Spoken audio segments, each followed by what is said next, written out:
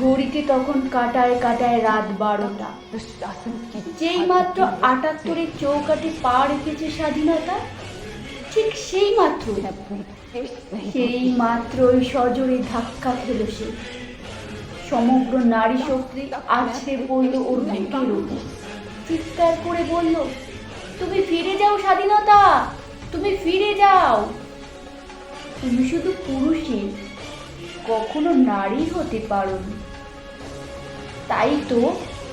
তাই তো এই রাতের আকাশটা আমরা দেখতে পাইনি কোনোদিন।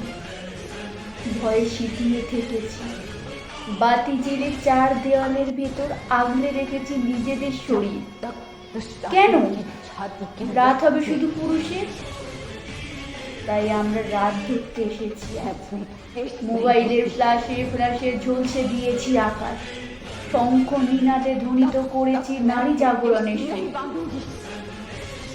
বড় বেশি পুরুষ করে রেখেছ সমাজটাকে। তোমার আশকারাতে আজ ওরা স্বেচ্ছাচারী, ওরা বিকৃত, ওরা নারী খাদু। তুমি ফিরে যাও স্বাধীনতা, তুমি ফিরে যাও।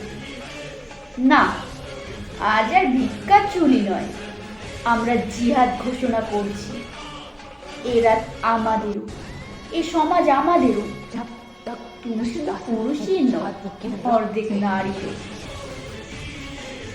স্বাধীনতা, তুমি কি জানো ওরা আমাদের বস্ত্র খুলে নেয়, শরীরে হাজারটা ক্ষত এঁকে দিয়ে ধর্ষিতা নাম ধরে ডাকে, কিন্তু তারপরও থমকে থাকে না ওরা। পাড়ার মোড়ে, রাস্তায়, চায়ের দোকান কিংবা টিভির পর্দায় আমাকে নিয়ে তামাশা বসায়। মোবাইলের স্ক্রিনে জুম করে আমার এই উলঙ্গ শরীরটাকে ওরা খুঁটিয়ে খুঁটিয়ে দেখে নাড়ে ঘাটে। কিন্তু জাস্টিসকে ওরা সযত্নে লুকিয়ে রাখে নিজের বুক পকেটে। হায় স্বাধীনতা, হায়। এই 78-এ আর পা দিও না তুমি, তুমি ফিরে যাও। হে বিকৃত পুরুষ, যে অযাচিত বীর্য ঢেলেছ তুমি কাদম্বিনীর যোনিতে, তাকিয়ে দেখো সেই বীর্য আজ আগ্নেয়গিরির অগ্নুৎপাতের মতো স্ফুলিঙ্গ হয়ে উঠেছে, আর সেখান থেকে জন্ম নিচ্ছে হাজারো কাদম্বিনী। কাদম্বিনী মরেনি, কাদম্বিনীরা মরতে পারে না। जब तक दुशासन की छाती के रक्त से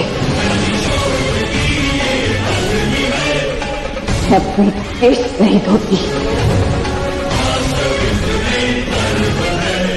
तब तक मैं अपने केश नहीं बांधूंगी।